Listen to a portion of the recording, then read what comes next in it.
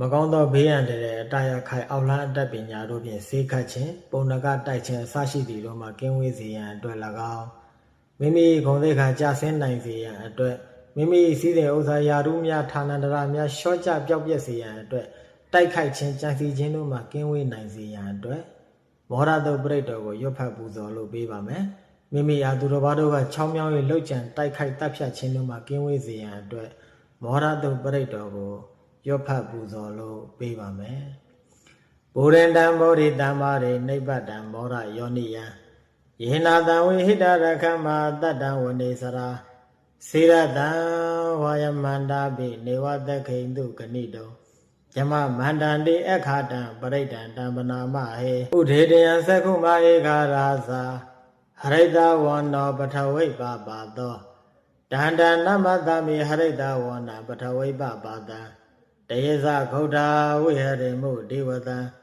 ယေပြေမနာဝေတကုတပ္ပဓမ္မေဒေမေနမောဒေသမံပါလယန္တု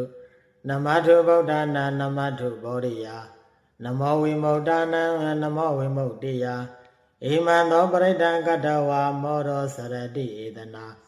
အဘေတယံသက္ခုမဧကရာဇာဟရိတဝန္နောပထဝိပပါသော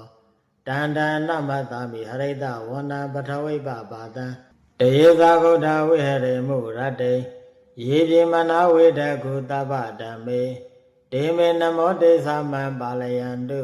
နမထုဗုဒ္ဓနာနမထုဗောဓိယနမောဝိမု dd နာနမောဝိမု dd တိယဣမံသောပရိဒံကတ္တဝါမောရောဝါဒမကပယေမောရသုတ်တံနေဋ္ဌိတံ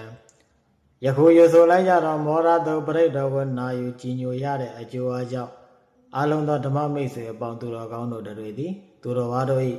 မကောင်းသောအောက်လန်းအတက်ပညာတို့နှင့်နှိမ့်ဆက်တိုက်ခိုက်ပျက်စီးခြင်းတို့မှလည်းပဲကင်းဝေးနိုင်ကြပါစေမိမိတို့၏ဂုဏ်သိက္ခာစည်းစိမ်ဥစ္စာတို့ကိုယာရုတို့ကိုရှော့ချပျက်စီးအောင်တိုက်ခိုက်တဲ့ပုဂ္ဂိုလ်တို့၏ဘေးရန်တို့မှလည်းကင်းဝေးနိုင်ကြပါစေမိမိတို့အားသူတော်ဘာတို့ကချောင်းမြောင်းတပ်ဖြတ်နှိမ့်ဆက်ပျက်စီးခြင်းဘေးရန်တွေတို့မှလည်းကင်းဝေးနိုင်ကြပါစေ